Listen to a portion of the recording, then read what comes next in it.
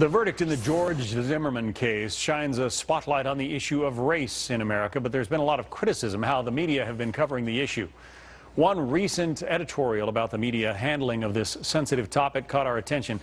In the Miami Herald, Leonard Pitts writes, quote, "The reason we tend to drop race like a hot potato, I think, is that contrary to what some of my readers contend, we in the news media draw our members from the ranks of the human race, and human beings, particularly in this country with its fraught history of racial slavery, violence, suppression, exclusion, and murder, often find race a very difficult subject to talk about."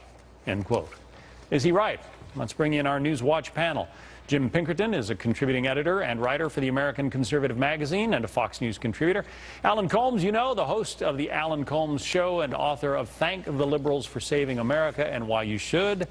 So let's get to you first, Alan. Does Pitts have it right? I mean, do the media spend enough time talking about race in this country? I think Pitts has a very good point when he says that we only seem to talk about it after a tragedy like what happened with Trayvon Martin.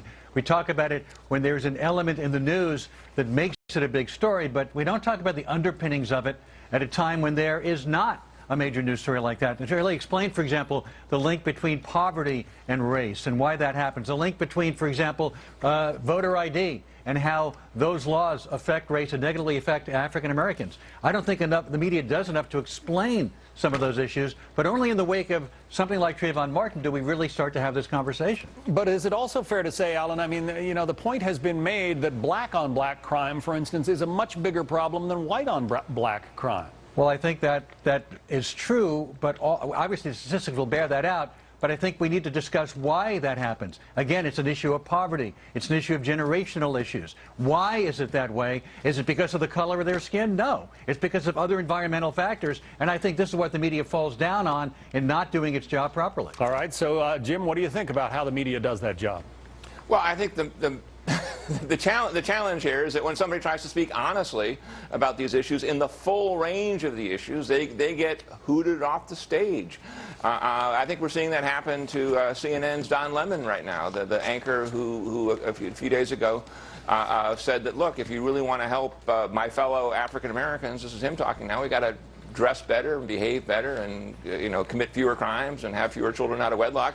It was an extremely honest statement that basically recapitulated what, for example, Juan Williams would say on this air, or what Martin Luther King was saying 50 years ago, or Booker T. Washington was saying 100 years ago.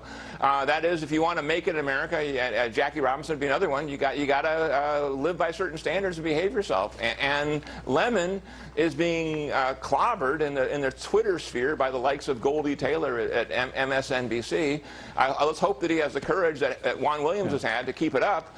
But let's have a full and fair debate about that, too. I think it's good that Don Lemon's talking out. I object when Don Lemon gets called an Uncle Tom simply for having a different point of view than people think he's supposed to have. And I think it's courageous for him to do it, just like Bill O'Reilly on our air speaks out about it and says some things that may be uncomfortable. But it's important that we have this dialogue, and that is what's healthy about this conversation. Obviously, O'Reilly said that one of the problems that has happened to blacks in America, one of the tremendous problems in his view that is facing them, is the breakdown of the family. Lemon actually defended him on that point, said he didn't go far enough.